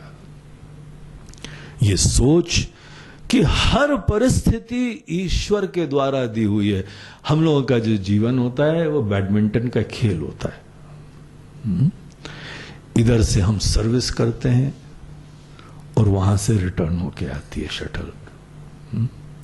हम कहां पे फेंकते हैं ये आपका डिस्क्रिशन है, और भगवान कहां फेंकते हैं ये भगवान की इच्छा। ये थोड़ी उम्मीद करो भगवान हमें बीच में खड़े, बीच में देना हमको। और भगवान वो लेफ्ट हैंड और बैक हैंड और लॉबिंग तो आप करना मत पीछे, वो हमारी पहुंच नहीं होती। भगवान हमारे साथ ऐसा क्यों होता है, जब हम आपके साथ करते हैं तो हमको आप पास में देते हैं और उसको सदैव टुक टुक खिलाते रहते हैं। बोलते तुमको समर्थ देखते हैं, लेकिन तुमको ये पता है ना, तुमको परिस्थिति आती है, तुमको शटल वापस आ जाती है, ये तो तुमको देख रहा है ना। हाँ आ तो जाती लेकिन बहुत दूर आती है भगवान, हम जहां से उठा नहीं पाते वहां आती। दौड़ो, सीखो जरा दौड़ना, मोटे होते जा रहे हो, दौड़ते नहीं हो, एक ही जगह खड़े होके खेलते रहते हो, ये तो दुर्दशा हो रही तुम्हारी। हम तुमको इसलिए दे रहे हैं क्योंकि तुम दौड़ना चालू करो। दूसरा बेचारा दुबला पतला, उसको हम क्यों दौड़ाएं? और वो तो एनीवे दौड़ने में प्रॉब्लम ही नहीं होती उसको, तुम ही को प्रॉब्लम होती है। भगवान जो भी हमको परिस्थिति देते हैं वो हमारे लिए उचित है, आवश्यक है। ऐसी सोच कितनी मजेदार है। कोई शिकवे शिकायतें नहीं, मुसीबत में भी कृपा है। कैसी भी पीड़ा दे रहे हैं भगवान, तो भी हमको जो है लग रहा है हमारी कोई देखभाल कर रहा है। देखो इमरजेंसी ट्रीटमेंट कर रहा है हमारा। ये तुम्हारा निश्चय, ये सिद्धांत दृढ़ होना चाहिए कि जो भी परिस्थिति आती है ईश्वर के अलावा और कोई नहीं दे सकता है। गहराई से विचार करके देख लेना। हम लोग जिस समय किसी परिस्थिति के उत्पत्ति के बारे में विचार करते हैं तो उसमें चिंतन होता है कि देखो कर्म करने के लिए क्या क्या फैक्टर्स होते हैं। एक कर्ता होता है, द डूअर, उसके करण होते हैं, उसका मन होता है, उसकी क्रियाएं होती हैं। यही सब तो फैक्टर्स है ना। किसी भी फैक्टर के ऊपर तुम गहराई से विचार करके देखोगे, न कर्ता, न करण, न क्रिया, कोई भी कर्मफल के लिए इंडिविजुअली इंडिपेंडेंटली रिस्पॉन्सिबल होता ही नहीं है। इसको बहुत गहराई से मन के अंदर सोच लो। ज्यादा तुम देखोगे कि जहां तुमने कर्म को अच्छा बनाया, तुम्हारा मन प्रसन्न है, तुम्हारे कर्म अच्छे हैं, तुम्हारा घर अच्छा है। लेकिन इस चक्कर में अभिमान मत आने देना, क्योंकि अगर तुमने ये सोच लिया कि खुशहाली तुम्हारे वजह से आ रही है, इसको क्या बोलते हैं पता है? अभिमान। मैंने करा है, मैंने पूजा करी थी, मैंने पाठ करा था, मैंने मेहनत करी थी, इसलिए आ गया। भगवान बोलते हैं अभी करवट लेता हूं बेटा। ऐसी परिस्थिति लाते हैं कि तुम सोचते ही रह जाओगे, भगवान हमारे साथ ऐसा क्यों हुआ। अब हम फंबल कर रहे हैं, अपने समस्त कर्मों का विचार कर रहे हैं, कहां जाने अनजाने मैंने दोष कर दिया है कि हमारे साथ ऐसा हो रहा है और हमको कुछ नहीं दिखाई पड़ रहा है। एक चीज हमको नहीं समझ में आ रही है जीवन में, सपने में भी हमने कहीं कोई पाप करा हो हमको नहीं दिखाई पड़ रहा है, तो भी मुसीबत आ रही है। ये मुसीबत है क्या? ऐसी परिस्थिति को क्या मुसीबत कहा जाता है? इसको मुसीबत पता है क्यों कौन बोलता है? हमारे साथ ऐसा क्यों हुआ है, यह बोलने वाला व्यक्ति अपने अंदर कर्तापन का अभिमान रखा हुआ है। थोड़ा गहराई से विचार करके देखो, अगर हमारे अंदर कर्तापन का अभिमान नहीं होता तो हमको कोई रोना होता कि हमारे साथ ऐसा क्यों हो रहा है? क्योंकि हमने अच्छे कर्म करें, अच्छा ही फल मिलना चाहिए हमको। तो भगवान हमारे कर्तापने के अभिमान को चूर चूर करने के लिए कई बार जीवन में वंस इन अ व्हाइल ऐसी परिस्थितियां दे देते हैं जो हमारे कोई कर्मों से उसका तालमेल नहीं है, मुसीबत हो जाती। अच्छी सोच वाले लोग जो अपने कर्म को सुंदर, अपने मन को सुंदर बनाना ही जिनकी चुनौती होती है, मन में समत्व लाना, मन में बैलेंस रखना, मन में विवेक रखना, मन के अंदर भाव बढ़िया बनाना, ज्ञान बनाए रखना, यही चुनौती है। ये चुनौती नहीं है कि परिस्थिति कैसी हो। देखो सर्फिंग होती है ना समुद्र में, जो है ना, जो लोग लहरों में जाके वहां पर बड़ी बड़ी लहरें आती हैं, वो लोग जो है वहां एक लकड़ी की पटिया जैसी होती है, उसमें बैलेंस करते हैं, वो लहरों में बैलेंस करते हैं, इसको बोलते हैं वाटर सर्फिंग। जिस समय कोई सर्फिंग वाला व्यक्ति होता है, उसको जब बैलेंस उत्पन्न करना ही हमारा गोल होता है, बोलते हैं बड़ी लहर ऑल द मोर बेटर, बढ़िया है, हमको बैलेंस उत्पन्न करना है। ये थोड़ी बोला जाता है हमको छोटी छोटी लहर दे रहे हो, उसको बड़ी लहर दे रहे हो। अरे हमको ये तो आनंद की बात है। ये बहुत महत्वपूर्ण कर्म की शिक्षा है। तो इसीलिए कभी मत सोचो, विचार भी मत करो कि तुमको जीवन में उतार चढ़ाव क्या मिलने वाले हैं। तुम तो ये बोलो, भगवान जो भी आपको देना है तो आप ही दोगे, अच्छाई भी है वो आप ही ने दिया है।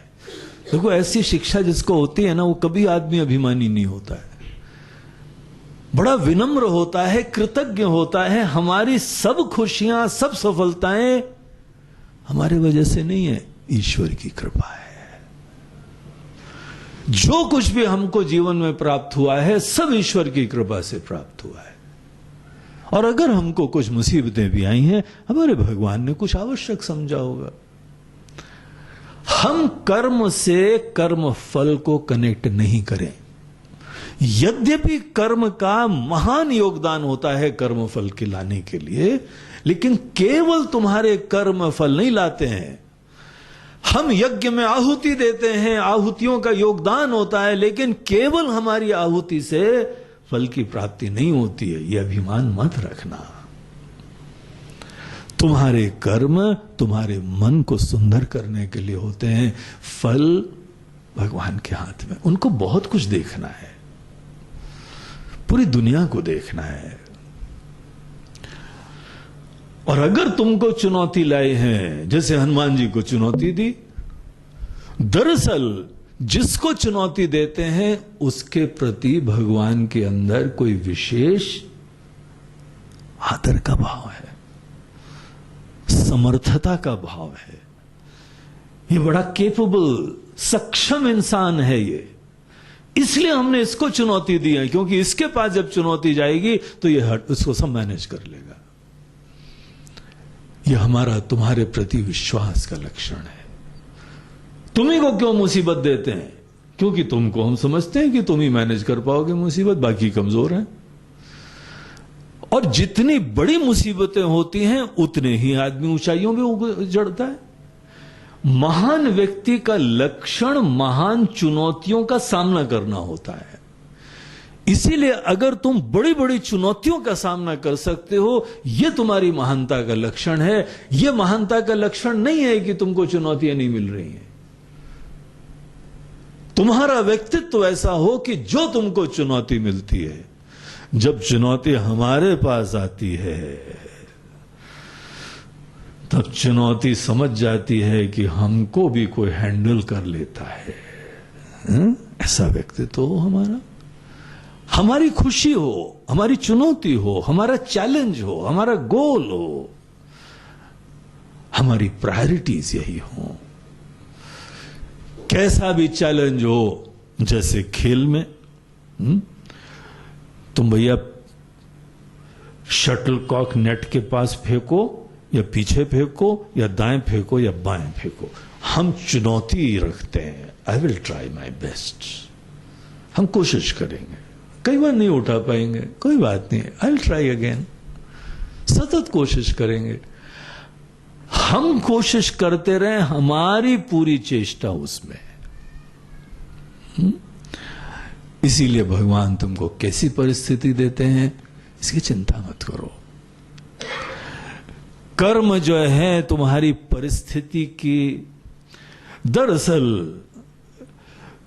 उत्पत्ति का ही एकमात्र कारण नहीं है, ये वन ऑफ द फैक्टर्स है। परिस्थिति के निर्माण में तुम्हारे कर्म मात्र एक अंश है। सैकड़ों चीजें होती हैं जो आपके हाथ में नहीं है। देखिए, हम लोग यहां बैठ के भगवान का जो है वो भजन कर रहे हैं, उनके राम गीता का पाठ कर रहे हैं। राम गीता का हम लोग यहां शिविर आयोजित कर रहे हैं, इसके लिए कौन रिस्पॉन्सिबल है? हमने संकल्प करा, हमने मेहनत करी, भक्तों ने निवेदन करा और सब लोगों ने आके इतनी दूर से जो है आप लोग आए भी, तो हम लोग बोले कि भैया हम आयोजक लोग और आप लोग जो यहाँ जो पधारे हैं, हम लोगों ने इस परिस्थिति का निर्माण करा है। ये सच्चाई है क्या? हम सोचते ही नहीं, हम मेहनत ही नहीं करते तो कर्म ये परिस्थिति बनती नहीं। तो ये बात एक दृष्टि से तो सही है, लेकिन ये क्या पूर्ण सत्य है क्या? अगर हमारे मध्य प्रदेश इलेक्ट्रिसिटी डिपार्टमेंट वाले ये 100 लोग सुन लें ये बात, बोलते हैं अच्छा महाराज जी, इस परिस्थिति के निर्माण के श्रेय का लड्डू आप ही खाए जा रहे हो, और जो यहां आए हैं इतनी दूर से वो आधा उनको खिला दिया और आधा आप खा लो, यही रिस्पॉन्सिबल है। चुपचाप लाइट दिए जाते हैं, इसका मतलब ये तो नहीं है कि हमको भूल जाओ, अभी बंद करे देते हैं। फिर याद आया, अरे नहीं नहीं नहीं नहीं भैया, जरा कृपा बनाए रखो ये देवता लोग, जरा हमारे ऊपर कृपा बना रखो, तो अभी तुमको भी थोड़ा लड्डू खिला देते हैं, चलो तुम भी खा लो। इस परिस्थिति के निर्माण में हमारा संकल्प, आपका आना और इलेक्ट्रिसिटी बोर्ड की सेवा, सबको श्रेय दिया जाता है। तो यहां हमारे लोकल जो गुंडे वर्ग हैं, उन्होंने सोचा अच्छा महाराज जी, हमारा शेयर कहां गया, हम शांति से बैठे हुए हैं, इसका मतलब ये थोड़ी हमको भूल जाओ आप, करें कुछ गड़बड़ भी, कर्फ्यू लगवा देंगे पूरे शहर में, सब गाड़ियां बंद करवा देंगे। नहीं नहीं नहीं, इस शांति की परिस्थिति के निर्माण में लड्डू का एक शेयर इस गुंडे को भी दिया जाता है। अच्छा, उसके उपरांत यहां पृथ्वी माता ने सुन लिया, बोला शांति से बैठे हुए, अंगड़ाई नहीं ली है अभी हमने, और तुम हमको भूले जा रहे हो, अभी अंगड़ाई लेती हूं। एक बार अंगड़ाई लेती है, पूरे का पूरा शहर ढह जाता है। और हम इस परिस्थिति के निर्माण में आपस में लड्डू खाए जा रहे थे, देखो तो क्या नाइंसाफी। नहीं नहीं नहीं नहीं, पृथ्वी माता जी आप भी शांति से बनी रहिए, आपको भी एक लड्डू का शेयर दिया जाता है। और उसके उपरांत देखो, इंद्र देवता ने सुन लिया, मतलब बादल फटाएं सब पानी पानी कर दें, अभी छोटी मोटी वर्षा कर रहे हैं और हम ही को भूल जा रहे हो परिस्थिति के निर्माण में। देखते नहीं हो यहां उत्तरकाशी में क्या दुर्दशा हुई है, वहां पे जो लोग आपस में बैठ के एक दूसरे की पीठ ठोक रहे थे, मैंने करा तुमने करा, मैंने करा तुमने करा, सबकी जो है ने मट्टी पलित हो गई वहां पे। ऐसे मुस्कुराए इंद्र देवता, सब अभिमान चूर चूर हो गया सबका। मैं, हमारे साथ ऐसा क्यों होता है, तुम्हारे साथ इसलिए होता है क्योंकि तुम कर्म करते हो, तुम्हारे अंदर भयंकर अभिमान है, हमने करा, ये तुम्हारे अंदर बदबू आती है, ये गंध है तुम्हारे मन के अंदर, इसलिए तुमको ये देना पड़ रहा है। अगर तुमको जो भी हम परिस्थिति दे रहे होते, तुमको ये विश्वास होता कि कर्म फल ईश्वर की इच्छा है, हमारा काम कोई भी परिस्थिति दे भगवान, हम उसको अच्छी तरीके से फेस करें। अगर तुम्हारा दृष्टिकोण, अगर तुम्हारा जीवन दर्शन इस प्रकार का होता तो तुमको समस्या ही नहीं आती। ऐसे लोग को जिस समय कोई मुसीबत देते हैं, उनकी ऊर्जा इस चिंता में क्षय नहीं हुआ करती है, हमारे साथ ऐसा क्यों हुआ। ऐसे आदमी का जब एक्सीडेंट हो जाता है तो किनारे बैठ के सर पे हाथ रख के बैठता, हमारे साथ ऐसा क्यों हुआ। और जिस आदमी के अंदर ठीक शिक्षा होती, बोलते हो गया है निपटो, पहले निकालो गाड़ी से लोगों को जो घायल है निकालो, गाड़ी को सीधा करो, देखो कुछ ठीक ठाक हो सकता है कर लें और आगे चलेंगे। पहले फेस तो करो, जो भी चुनौती आई है उसका सामना करो। कर्म का मतलब है कैसी भी परिस्थिति दे दें, तुम उस समय कर्म करो, उस समय सत्कर्म से अपना कार्य करो। तो कर्म फल की इसका श्रेय सदैव भगवान को दो, ये बहुत बड़ा सिद्धांत है। लक्ष्मण जी को राम जी ये बात बात सिखाया करते थे। बोलते हैं लक्ष्मण देखो, सीता जी का जाना हुआ वनवास, वो आने के बाद भी उनको जो है वह आश्रम में, वशिष्ठ जी के आश्रम में भेजा गया। उनके पुत्र राजमहल में नहीं, आश्रम में पैदा हुए थे।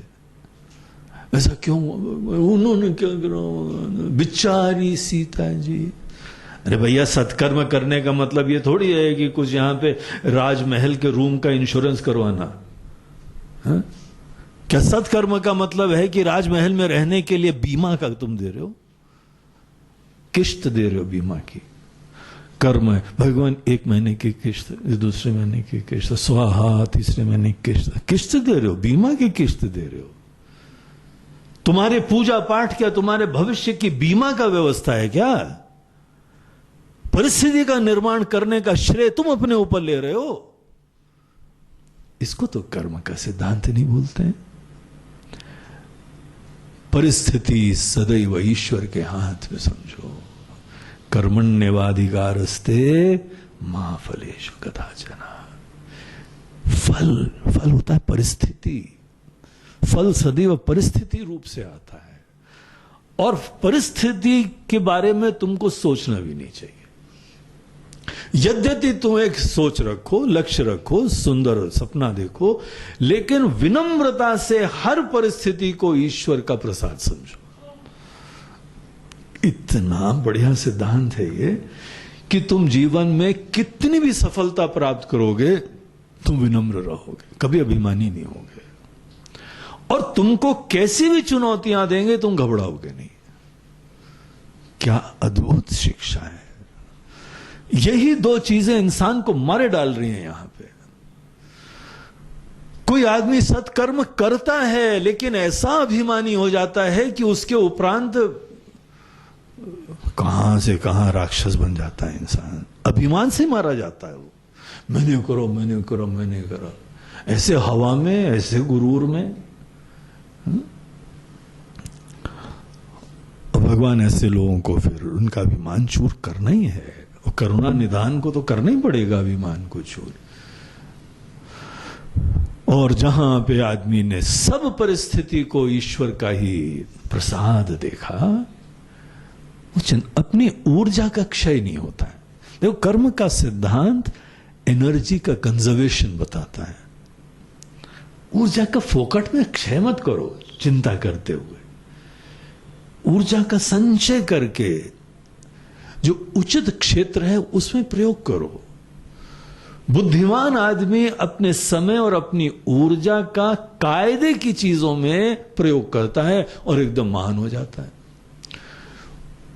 ये बुद्धिमान आदमी यह करता है, और बुद्धूमान क्या करता है? बुद्धूमान आदमी फोकट की चीजों में चिंता करते हुए अपने जीवन का विनाश कर देता है, और अंततः केवल अभिमानी होता है, मैंने करो, मैंने करो, मैंने। तो यहां बहुत सारी चीजें ऐसी हैं, बोलते हैं करवट बदले।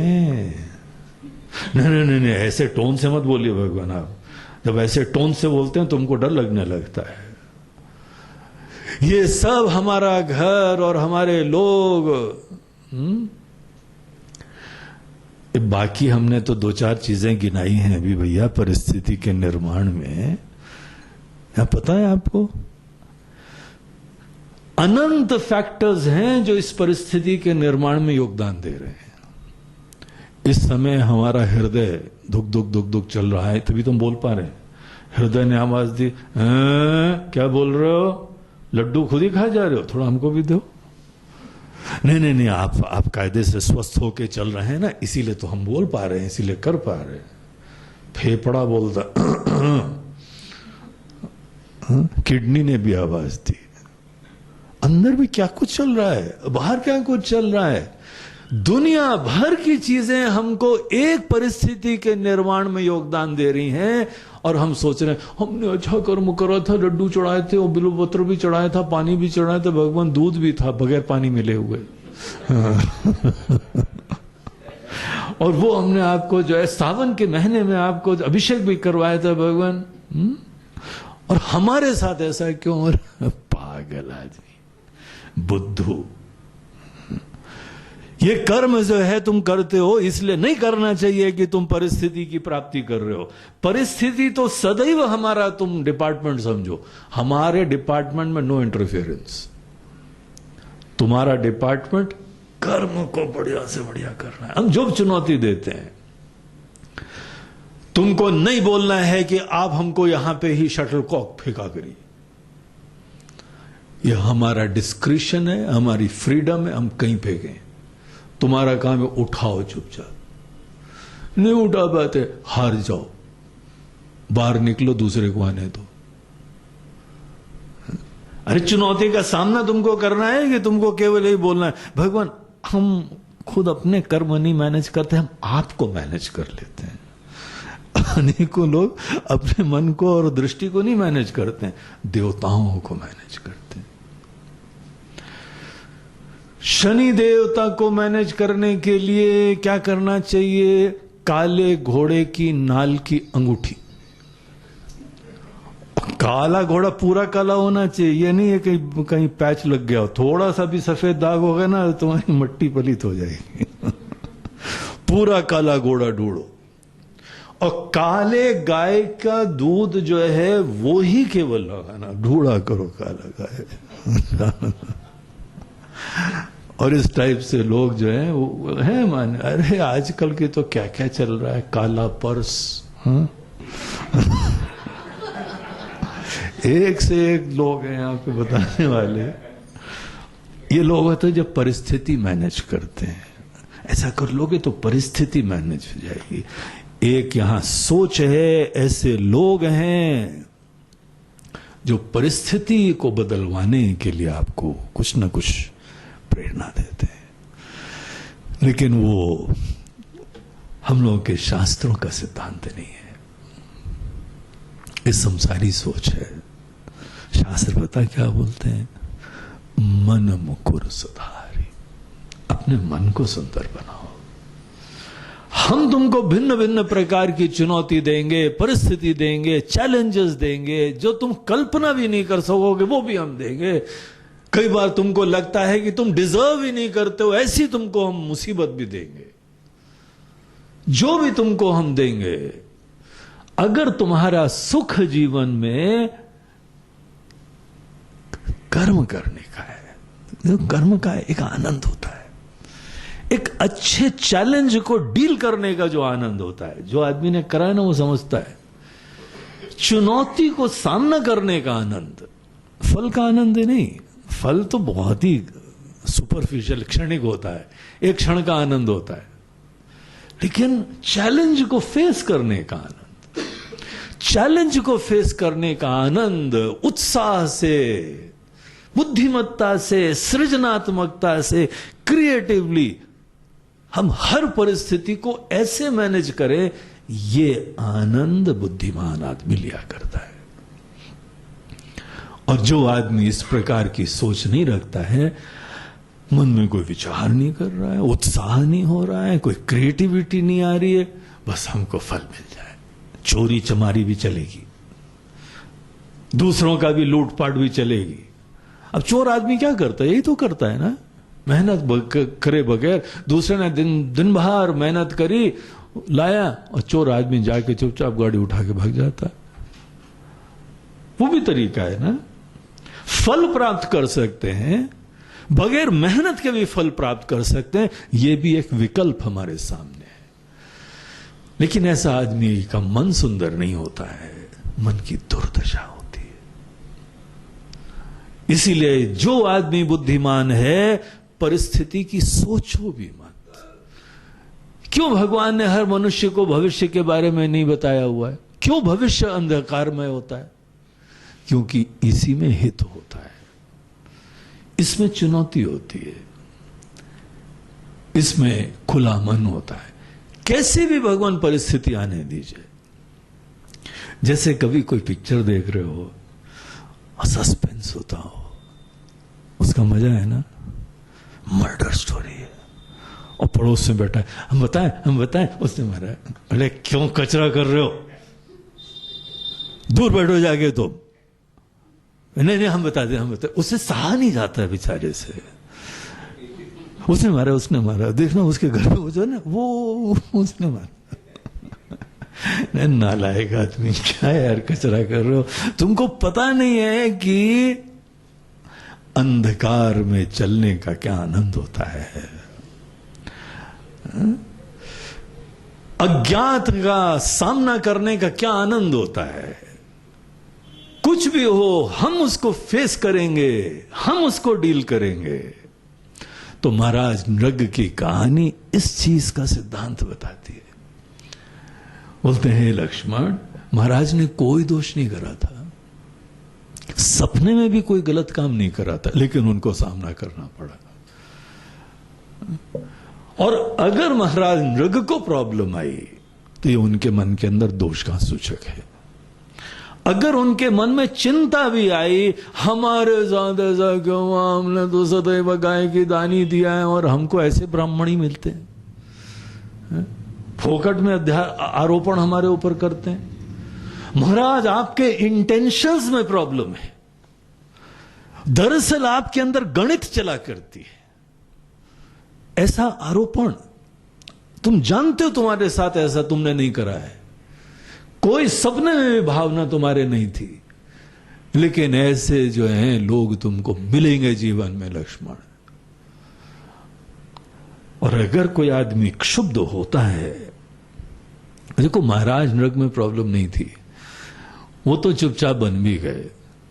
भगवान जिस समय नारद जी का मोह भंग करने के चक्कर में खुद ही जो है विश्व मोहिनी को ब्याह करके ले गए थे, उस समय नारद जी ने कैसा श्राप दिया था हमको, परम स्वतंत्र न सिर पर कोई, आप ऐसे सर पे कोई बैठा नहीं हुआ, जो भी मन मर्जी करते रहो, हमारे साथ खिलवाड़ कर रहे हो, हमको बंदर का मुंह दे दिया आपने, और हमारे जो है वह जिसके ऊपर हमारा मन आया था उसी को ब्याह करके ले गए आप।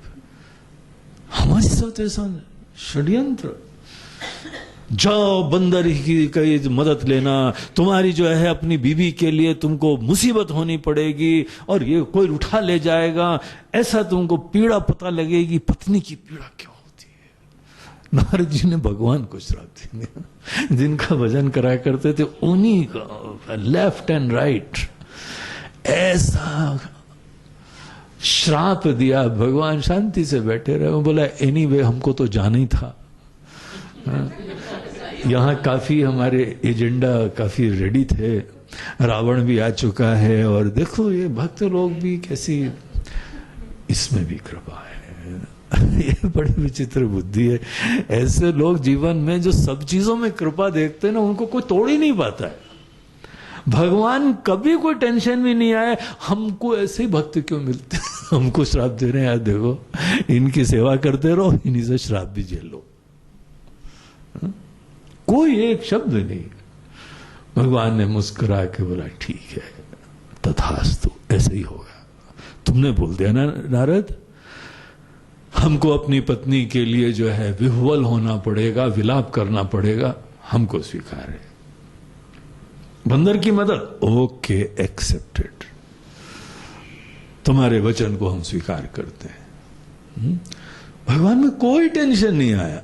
देखो जो अपने आप को समर्थ देखता है ना, जो हर कर्म अच्छी तरह से कर लेता है, आज हम लोग खुशहाली में हैं, कल गरीबी में चले जाएं, वहां पर भी हम लोग साथ में सामना करेंगे।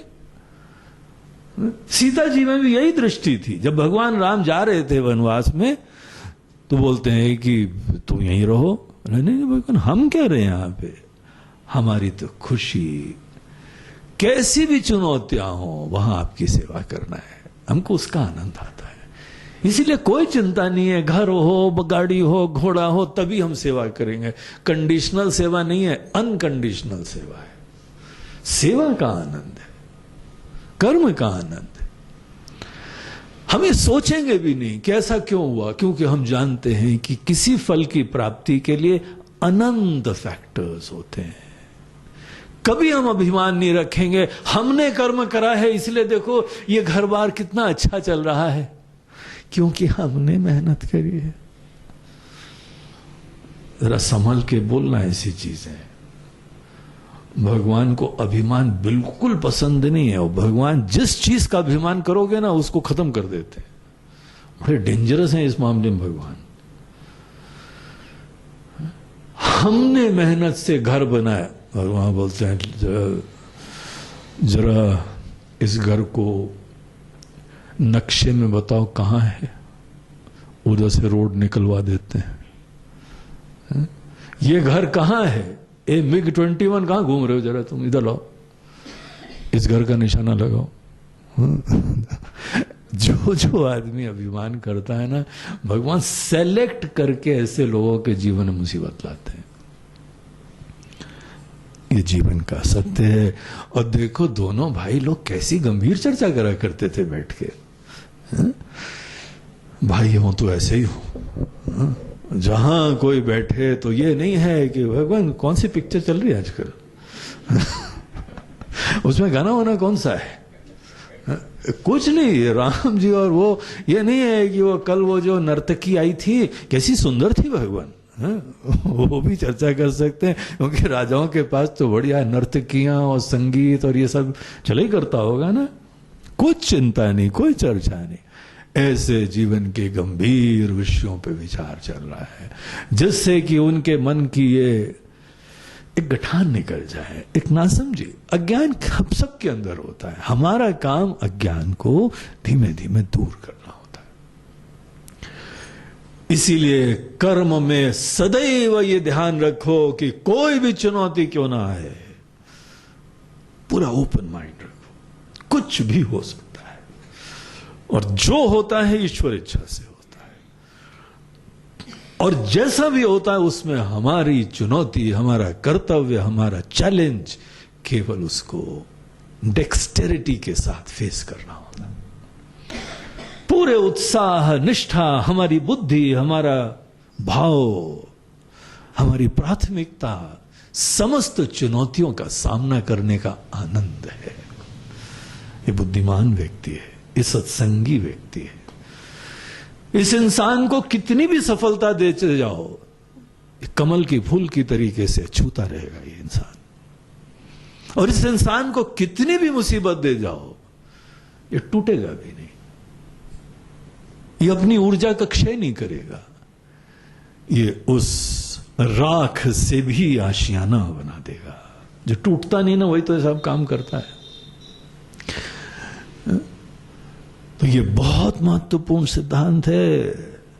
कर्म तो अच्छे करो, लेकिन कर्म अच्छे करने के चक्कर में ये मत समझना महाराज जी सब ये आपके ही सब शिष्य ने ही बनाया है।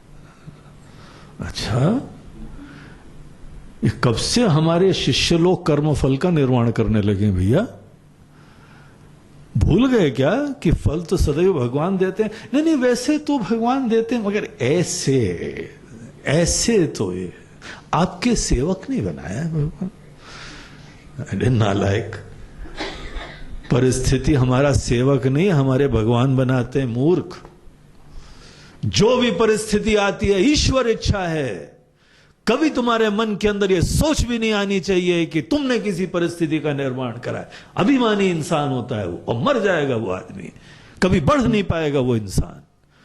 जो भी किसी फल की प्राप्ति के बाद अपनी पीठ ही ठोकता रहता है, वो आदमी, वो घोड़ा ऐसा है कि आगे नहीं दौड़, लंबी दौड़ का घोड़ा नहीं है वो घोड़ा ऐसा है कि चलता है, फिर रुकता है, अपनी पीठ ठोकता रहता है, फिर रुकता है, फिर बाकी घोड़े आगे निकल जाते हैं। जैसे एक शादी का घोड़ा था ना, वो एक घोड़े वाला था, उसके पास अनेकों घोड़े थे। एक घोड़ा उसके अंदर जो था वो शादी वाला घोड़ा था, एक जो है तांगे वाला घोड़ा था, एक दौड़ वाला घोड़ा था। अब सामान्यतः ये सब घोड़े उनके अलग अलग होते थे, और तांगे वाले में तांगे वाला घोड़े चला करता था। लेकिन एक दिन तांगे वाला घोड़ा बीमार हो गया, तो उन्होंने सोचा घोड़ा तो घोड़ा ही है, तो शादी वाला घोड़ा लगा दिया है।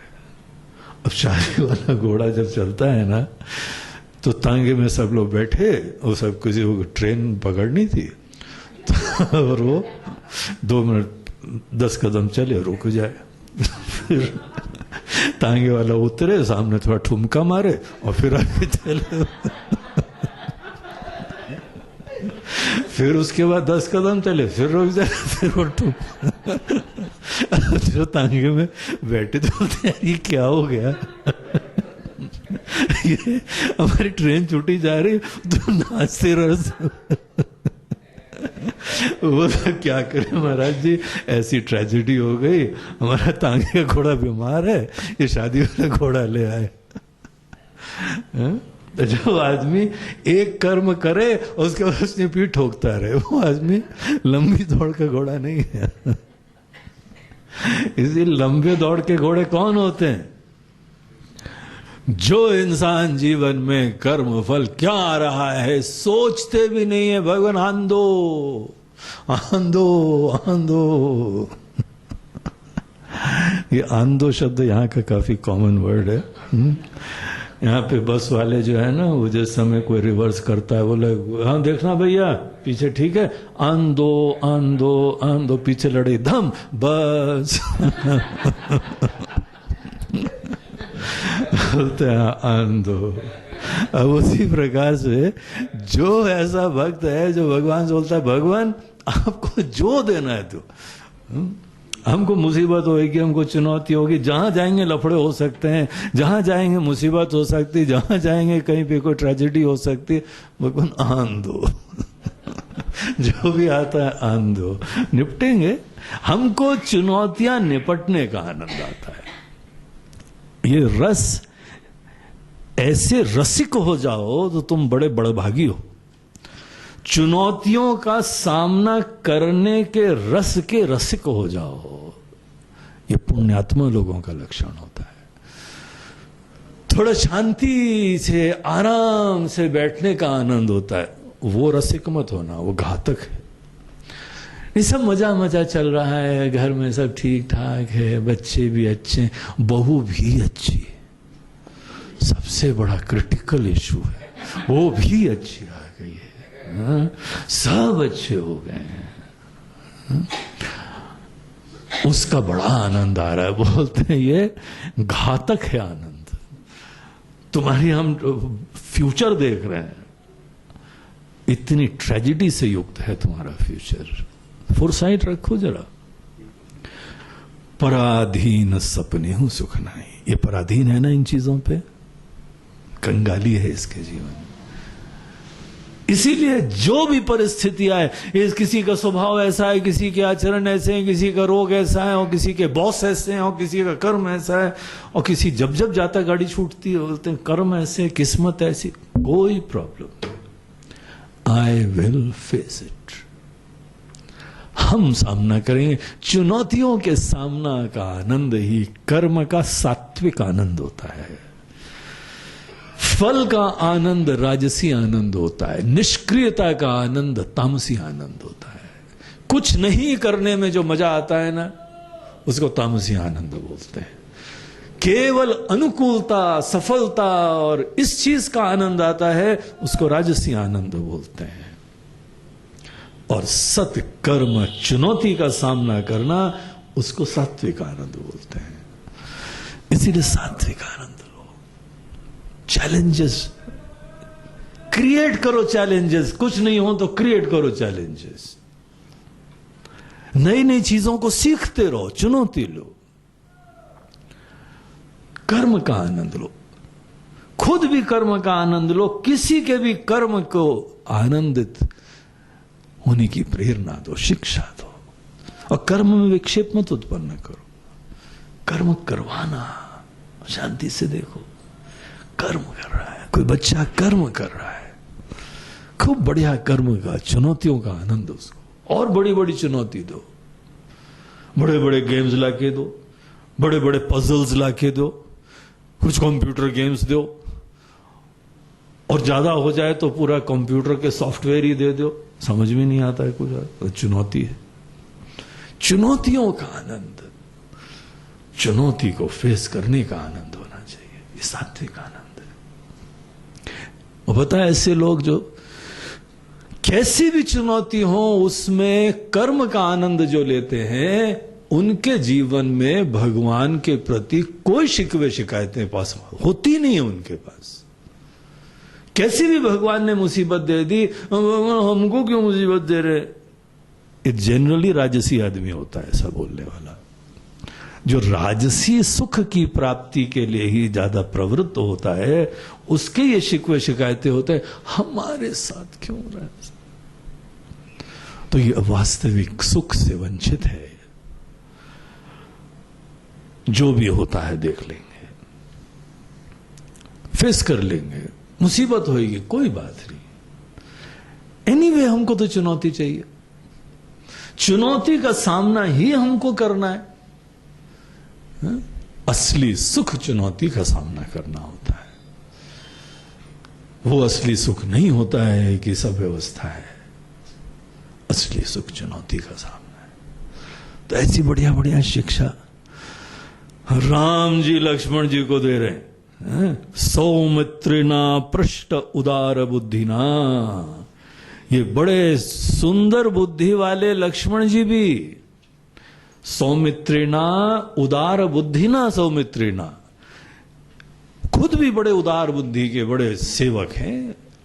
लक्ष्मण जी जैसा सेवक होना ही धन्यता की बात है। ऐसे लक्ष्मण जी जैसे सेवक वो बैठ के भगवान राम से पूछते हैं कि भगवान, कई बार इंसान ने कुछ करा नहीं तो भी उसको क्यों सामना करना पड़ रहा है। इसका समाधान महाराज नृग की कथा आदि के द्वारा और भी सिद्धांत बता के उनको शिक्षा दिया करते थे। तो एक बार ऐसे ही वातावरण में लक्ष्मण जी ने उनसे कुछ और पूछा, और जो पूछा है वही राम गीता का मूल विषय है।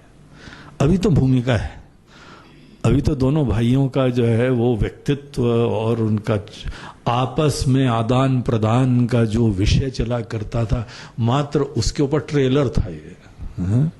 अभी असली पिक्चर कल से प्रारंभ